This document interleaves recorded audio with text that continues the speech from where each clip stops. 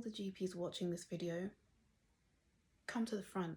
I need to talk to you. If somebody with sickle cell is coming into the GP practice with pain, the one thing that somebody with sickle cell should not leave your consultation not having are observations done. Simple observations.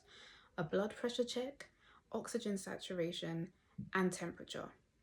Those key observations need to be done, especially when they are complaining of being in pain. Now, being in pain can relate to them having a sickle cell crisis, and a trigger for sickle cell crises can be infection.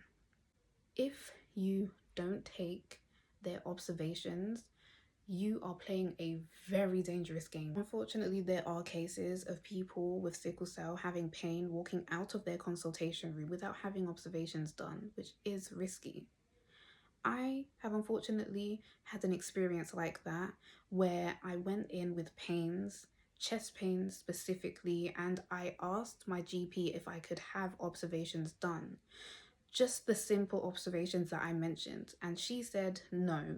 And she also then said, if you want to get your blood pressure checked, you can go and do it outside, because you see how in GP practices now you can go and take your own blood pressure, right? So I ended up not doing any observations or not going to go and do my own blood pressure check, because what's that gonna do? If my blood pressure was not normal and the receptionists are not trained on the desk to know what normal blood pressure and what abnormal blood pressure is, what good is coming out of it? Is there going to be a follow-up? Is there going to be a referral to somewhere else? No.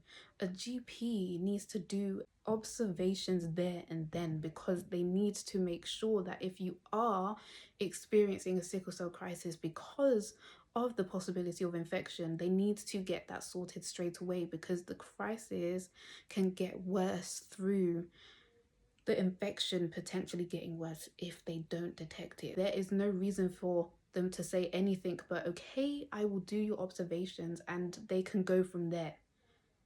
So please don't let a GP put you in a corner like that.